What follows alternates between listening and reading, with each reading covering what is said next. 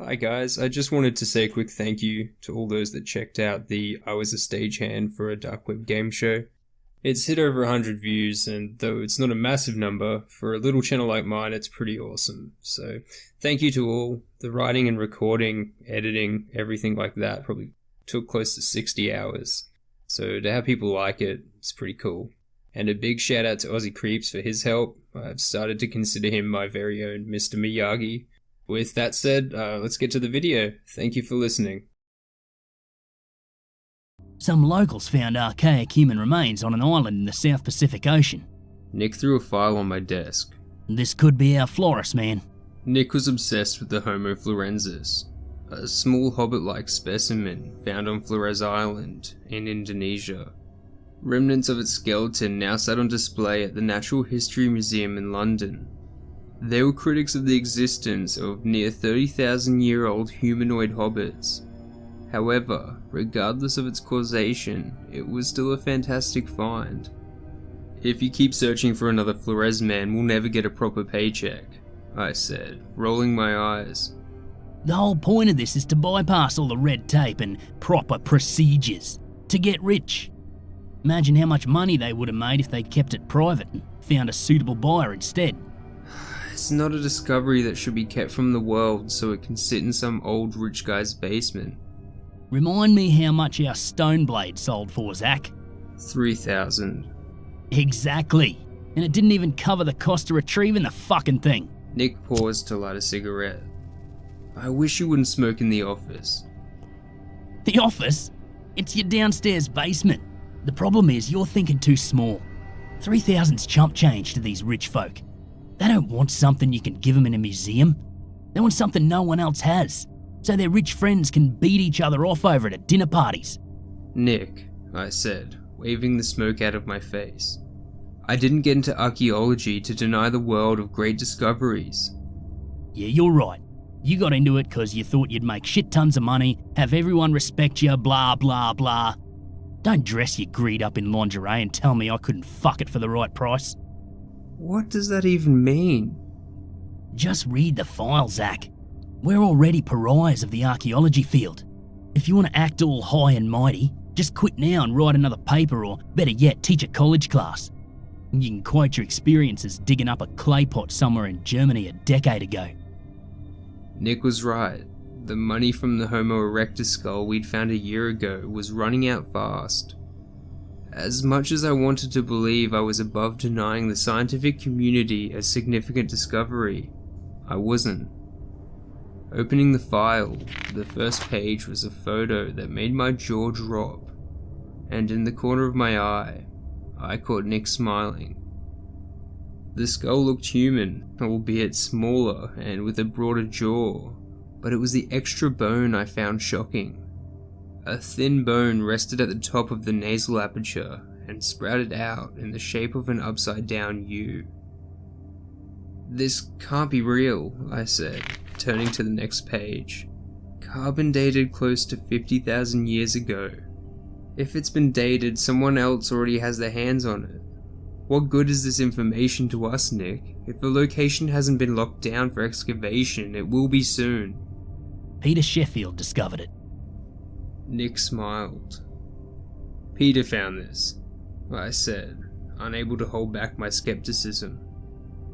Then why are you smiling?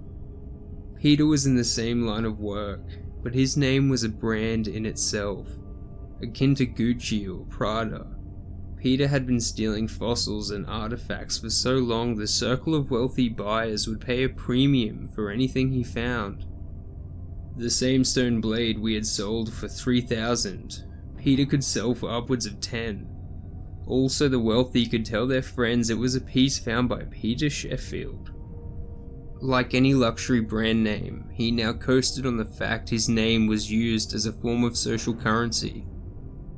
The guy sees this as his retirement fund, but he's decided to invest in getting the best price.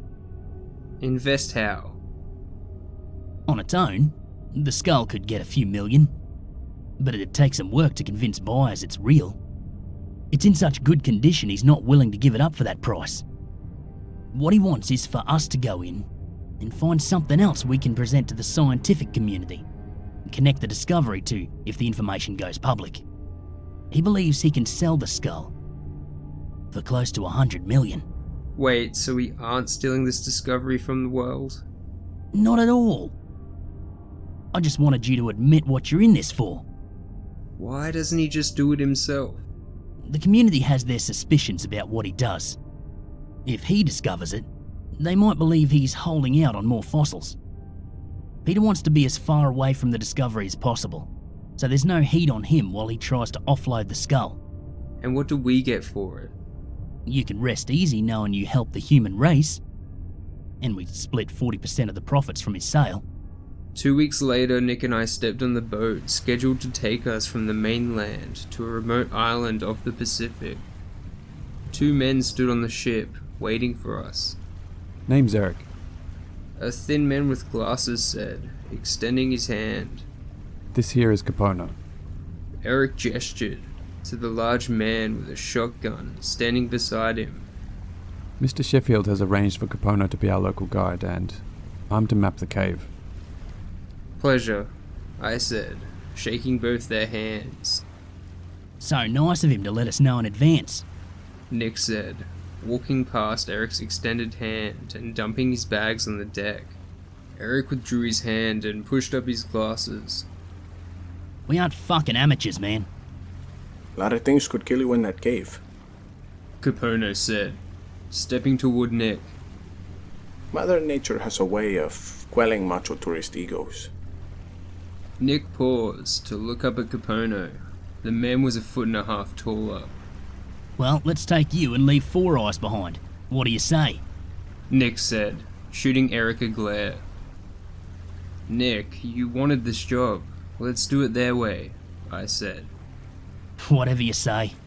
Nick replied, rolling his eyes. Working with Peter was not ideal, but as Eric handed us the equipment he'd supplied, I found the silver lining. The cameras to attach to our vest, drones, remote sensing data, and general outlines of the cave's top layout.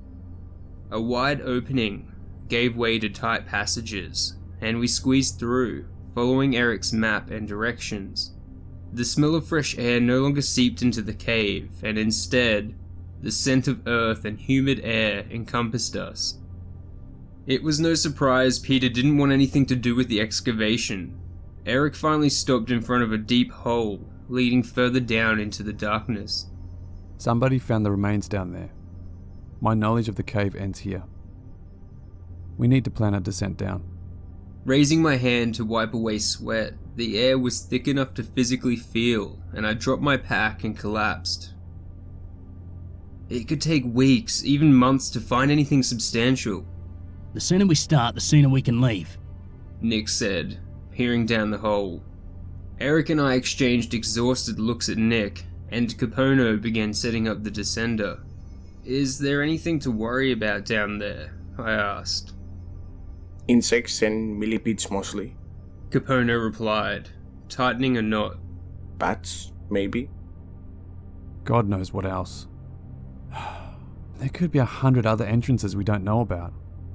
I'll take rabies for the paycheck. Nick said, attaching his harness.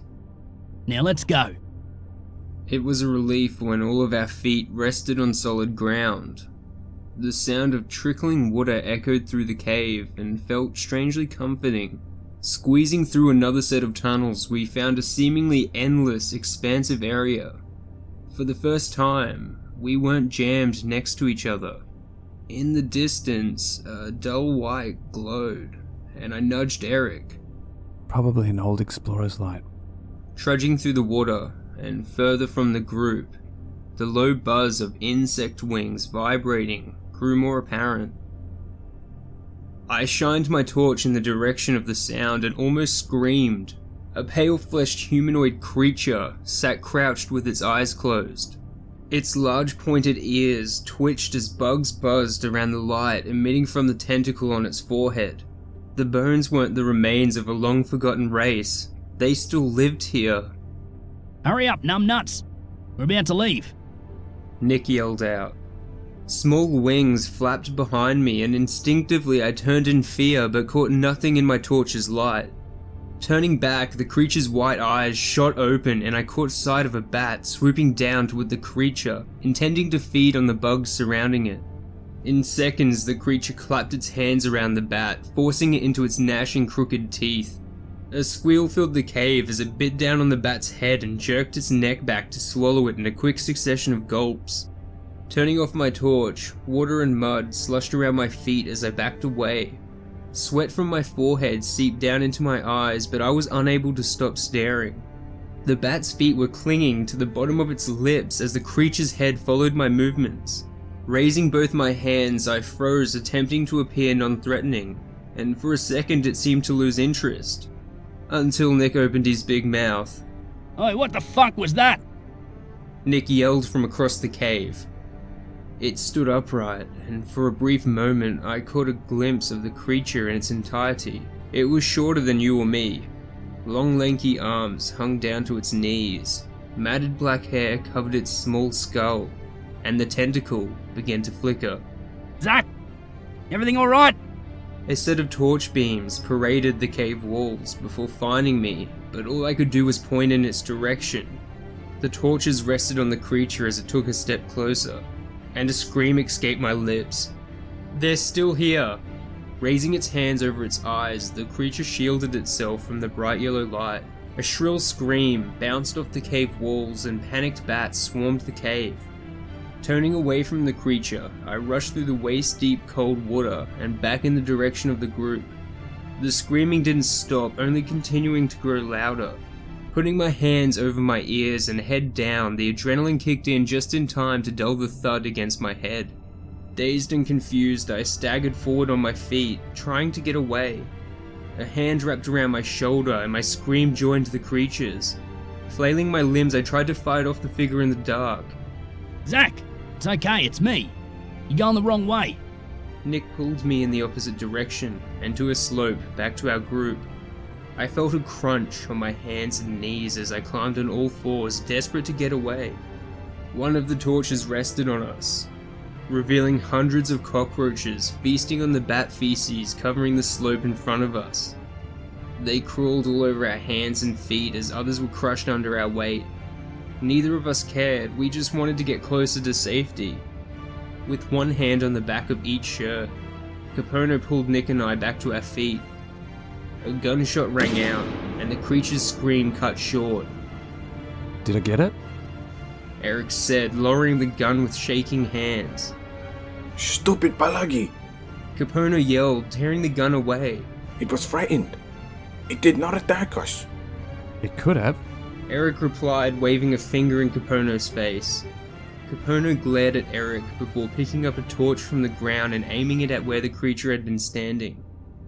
There was red blood splatter on the cave wall and a trail away from the area and further into the cave system. There isn't a body. It must have escaped. Too bad. Think of the money we could have made if we delivered that to Mr. Sheffield. Eric said, eyeing Nick for support. I'm here for bones, not body bags, Four Eyes. Besides, it was almost human. The adrenaline had started to wear off, and the sensation of warm liquid ran down my cheek. I raised my hand, intending to check it, when Kapono called out, Don't touch it. It will get infected. Looking back down to my hands, I realized they were covered in bat excrements and pieces of squashed roaches. What hit me? I asked, wiping my hands on my pants. A bat. Kapono said, pulling a first aid kit out of his bag. I hope you have all your shots. I'm sorry, do we have time for all of this? Did we see the same thing just now? I hate to agree with Shades over there, but what are we doing? There's a lot of money to be made. Kapono said, pulling alcohol wipes from the kit and gesturing for me to sit down. I'd like to continue if you are both willing. What do you want to do, Nick? I asked through a wince as Kapono used the wipes to clean my wound. Hey, I deserve to be part of the decision. Kapono, you getting a cut of the sale price too? Nick asked Kapono, who nodded yes. How much? 20%. Nick's brow furrowed and he turned to Eric. Four Eyes, what cut are you getting for this gig? It wouldn't be proper to say. 20%? Eric didn't reply, but his face gave it away.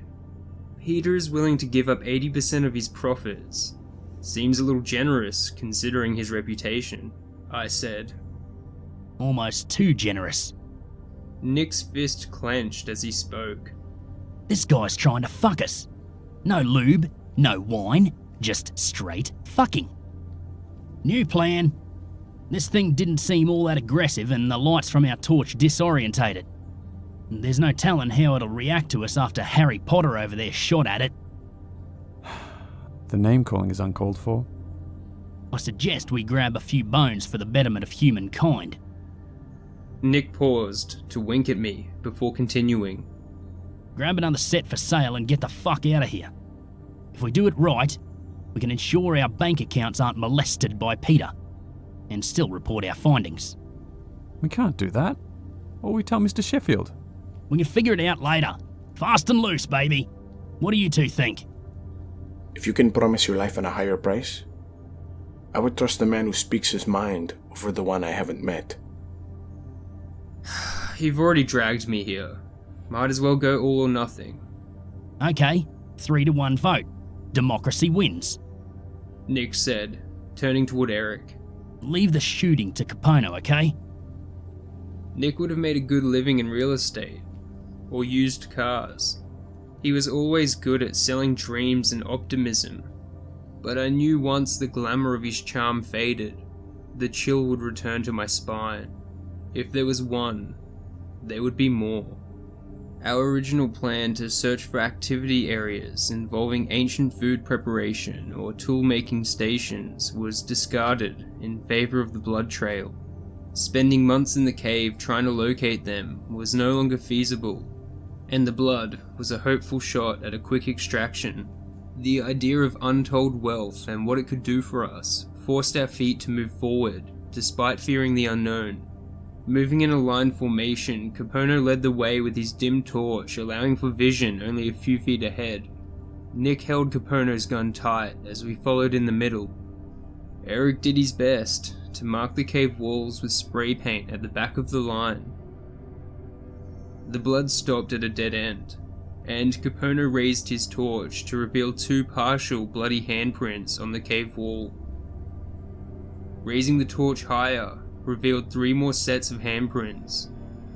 Kapono clicked his torch to a brighter setting and scanned the wall. There were even more prints leading up to the wall and to another opening high above us. It must have escaped up there. Kapono whispered as he dimmed the torch's light and handed it to Nick. Kapono started to climb the rock face as Nick lit the way. After Kapono, Nick passed the torch and followed, before I did the same with Eric. The tunnel was low and required us to kneel to fit while waiting for Eric to fix a rope back down for our returning trip. Continuing forward in the line position, the blood trail resumed, but the volume had increased dramatically. A few hundred meters further, a series of rasp, wheezing breaths echoed, breaking the silence we had been moving in. Kapono held his arm out to stop us moving forward, and Nick pointed his torch down the tunnel. Turning the light on at its highest setting, uncloaked the creature from the darkness. It lay on its stomach, trying to crawl away, and shielded its eyes. The bullet had torn through its lower chest, and a pool of red blood had grown deep around its body. Other than the tentacle protruding from its forehead, its appearance was so close to human I couldn't stop myself from gasping. A vulnerable and sad look washed over its face between struggling breaths. It was dying. Oh God. Oh, I'm sorry. Tears trickled down his face, but his eyes did not look away. Kapono approached, and it attempted to let out a scream, but instead gurgled on the blood now filling its lungs. Baring its crooked yellow teeth, it tried to push itself away, but only moved inches. Kapono extended a hand closer, and it flinched in reaction, until Kapono's hand stroked its hair. Its large elfish ears sunk behind its neck, and white eyes moved in their sockets, though there was no pupil to indicate where it was looking. It's okay, buddy.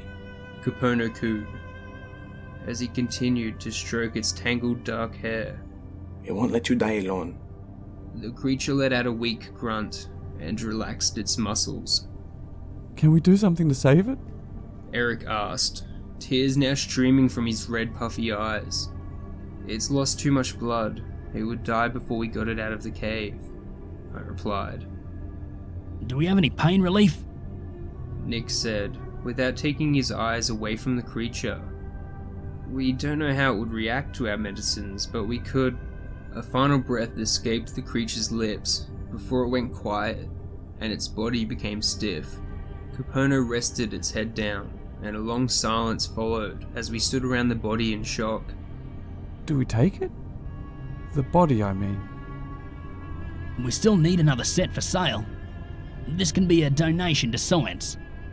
On your behalf, of course.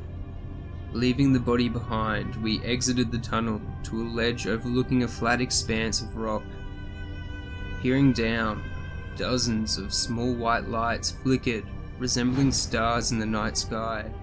Snatching the torch from Nick, I aimed it at the ground and pointed a shaky hand over the ledge.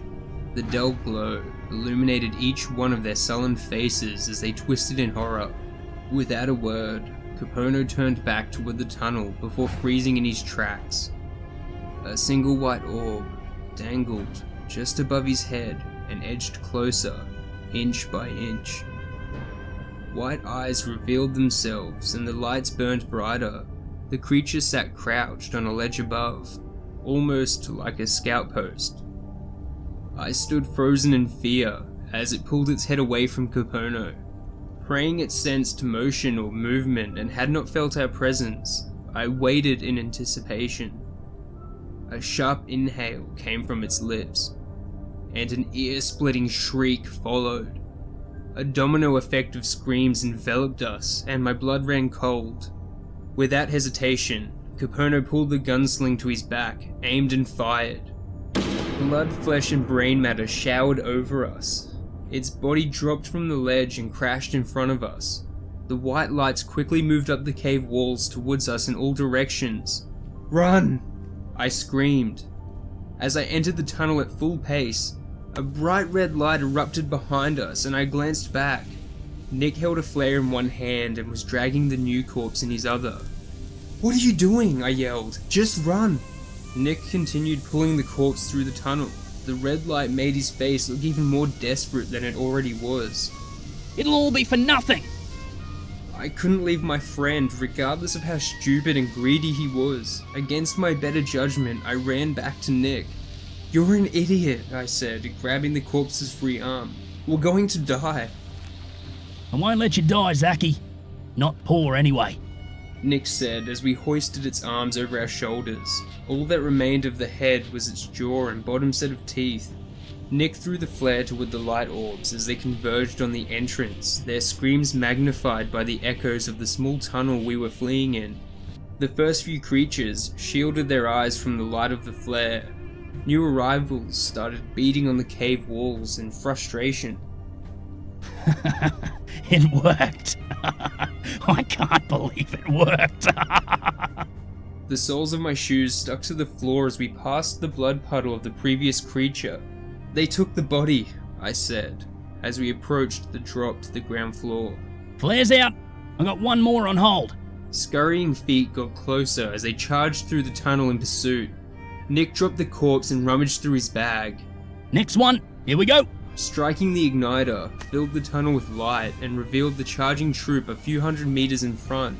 Nick threw the red flare, and we crouched to grab the corpse as the ceiling lowered. Glancing back for the drop, a figure crouched in the distance shone a light towards us. One of the creatures tentatively passed the flare and continued running on all fours towards us. Quickly! "There's one coming for us, shoot it!" I screamed at Kapono. The tunnel is too narrow. Keep moving. Nick and I continued to grab the corpse in a panic. The flare in the distance no longer illuminated the creature's features. The orb and heavy panting was now the only indicator of its approach. Arriving at the ledge, the tunnel widened and Kapono stepped forward and fired. A brief shudder of light was followed by a cry of pain. Throw the body down! Launching the body from the ledge, the sound of tumbling rocks was followed by a sickening splat and crunch. Eric, Kapono called into the darkness. turn on your torch and cover us. A feeble and hurried voice called back. There's no time. Piece of shit. Kapono growled, pushing the gun into my hands and grabbing the rope. Rotate cover. With shaky hands, I aimed the gun down the tunnel and waited for Kapono to descend. I'm down. Kapono called. Passing the gun to Nick, I grabbed the rope and climbed down. Kapono lifted the corpse in the cradle position, and I pulled my torch out for Nick. Oh, fuck! Nick cried before firing 2 shots. Another set of screams and whimpers followed. Throw the gun down and let's go, I screamed, shining my torch on Nick. Nick tossed the gun down and frantically climbed down. The hole's blocked with bodies. Nick said, breathing heavily. Should give us a few minutes. Leading the way, I scanned for the marks Eric had made to map out our exit. Kapono and Nick followed behind us as we approached the area we had first seen the creature in. Eric's torch could be seen in the distance as we walked with the creature on his back through the shallow body of water I'd fallen in. As we neared the water, Eric struggled to move with the creature's weight and fell to the ground. Our pursuers' screaming resumed in the distance, jolting us to move faster through the water. Eric got to his feet only to fall after taking a few steps. Water splashed behind us and the flicker of lights advanced closer. My ankle, please help me. There's no time! Nick replied, hoisting the body Eric had dropped over his back. Zach, grab his bag. He's got the map.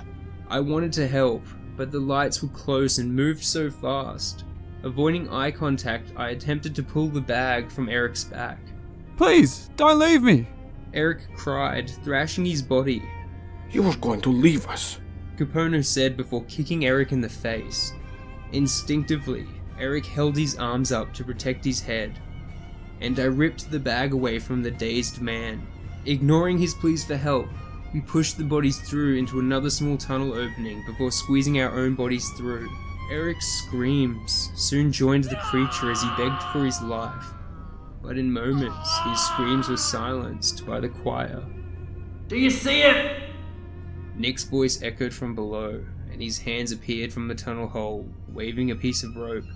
Got it, I said, grabbing hold of the rope. Backtracking through the cave's tunnels was more challenging than our original journey. Tight holes and tunnels were easier to descend down than climb back up. Adding to the struggle, we now had 2 limp and disfigured bodies to take with us. Our pursuance had calmed as the tunnel became tighter and more claustrophobic, but the occasional shriek or rock falling kept the fear of impending death dancing in our minds. Kapono and I pulled the rope, and with a small few adjustments on Nick's end, the creature's body became visible. Pulling it into the tight pocket of space, we rested it on top of the other corpse. Coming up! How much farther do we have to go? Taking the map from my pocket, I spread it out on the rock in front of us. Small and large tunnels spread everywhere, resembling a plant root. We should be able to follow this all the way out, I replied, pointing to a long connecting tunnel on the map. Can't wait to get out of this fucking place, Nick said as his head popped out of the hole. It was a mission, but after hours of crawling in confined and dark spaces, we were roughly 2 kilometers away from the exit.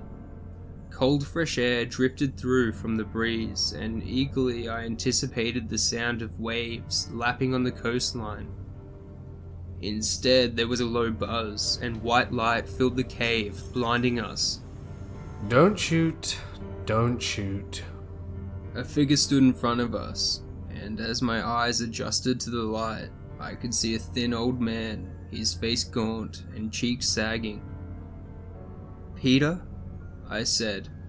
In the flesh. I count 3. May I ask where Eric is? 4 men in army uniforms stood around Peter.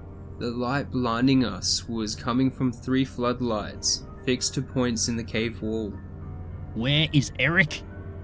Do you see the fucking corpses we're carrying? Yes, glad to see you found them. Peter said, peering at the one in Nick's arms. Could have kept him in better condition though. Wait, you knew about them? Where do you think I got the skull? Locals. You fool. May I inquire about the location of Eric now? Dead. They got him down there. I figured that was a possibility. Do you have his map? Who are those guys? Nick said, pointing to the men. Can you tell us what the fuck is going on, Sheffield? Very well. I suppose you deserve an explanation. My crew came across one excavating some old tools in February. Naturally, I found some buyers, but like the diamond market, it's best to limit the resources to increase demand. It was my intention to dispose of the crew and take the research. Unfortunately, they caught on and destroyed it before their demise. With what information I had left, I planned to find them again. But to avoid losing my best employees over business matters, I invited the competition instead. So their blood is on your hands. Kapono said to the armed guards. They're our responsibility to protect. The stone-faced guards offered no reply, and Peter broke the silence. Enough of that. The island authorities intend to arrest you. But your sentencing might be more lenient if you can provide useful information.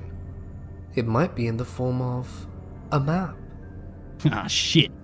The only map I have is to the Fountain of Youth. But it's probably more valuable to you. You're starting to resemble my nutsack. Shoot this clown. No! I screamed as a guard lifted his gun. Please, I have the map. My plea went unanswered. The guard pulled the trigger, a gunshot followed, and Nick cried in pain. Drop the gun! Another guard screamed. I looked over to Kapono, who now had his gun aimed at the guards. Enough games. Hand over the... Peter's orders were cut short by a scream and his face twisted in fear. The scream had come from behind us and I turned to see dozens of white orbs bouncing closer in the darkness. The lights! Blind them! Shoot them! Peter called, falling back. Kapono and I grabbed Nick and dragged him behind a rock on the side of the cave wall, one of the lights covering our position. The orbs floated in the dark parts of the cave where the light could not reach. It was easy pickings for the guards who used the white orbs as targets and shot them down one by one. We're fucked, I said to Kapono. What do we do? The lights. We have to get to the lights. Kapono pulled out his gun, aimed for a moment and shot. Glass shattered and one of the lights went out on the opposite side of the cave. The orbs advanced forward in the darkness as the guards attempted to run under the next light. One of his feet made it into the light before his body was ripped into the darkness. The orbs surrounded it and the guards' screams went silent. We have guns! They have nothing! Nick squeezed my hand and I looked down to see his pale face staring up at me. I know I talk a big game, but please don't let me die alone. Nick winced and took his hand away from his stomach, revealing the bullet wound. I won't let you die, I replied. Not poor anyway. Nick smiled, and I turned my attention back to Kapono, who shot another light. Gunshots and screams echoed on both sides as the mayhem unfolded. At least 30 orbs were dangling in the darkness, waiting to strike. I started to question if these creatures had stopped following us as we previously thought. What seemed more likely was they had regrouped and planned to cut us off near the exit. Only Peter and one other guard remained. Kapono shot the second light as they attempted to back away from the overwhelming force. No, get up! Peter screamed. There was an audible snap and his words were cut short. The three of us sat under the remaining light as the creatures surrounded us in the darkness. Orbs danced around us, and if I hadn't known what was behind them, it might have been calming. For hours we sat there, in fear the creatures would gain the courage to take us. It was strange and ironic for them to have dull lights attached to their forehead, but be so sensitive to any other light. But I wasn't complaining. Fortunately for us, the sun had started to rise after an hour and the crowd gradually dispersed. With them, they took the bodies of the fallen, their friends and family members. Nick wasn't in good shape when we dragged him to the boat waiting for Peter, but he survived after multiple surgeries with a few scars and a colostomy bag. After all that we had seen and done, we made a pact to keep the cave-dwelling humanoids a secret. Kapono returned later to clean up any remaining evidence, and we headed back after Nick's surgery. Discovery of their existence might aid mankind, but it would be the end of their lives as they know it. Being what they were made them commodities for those greedy to hoard wealth and information. Hiding them doesn't clean the blood from our hands, but it's an excellent place to start.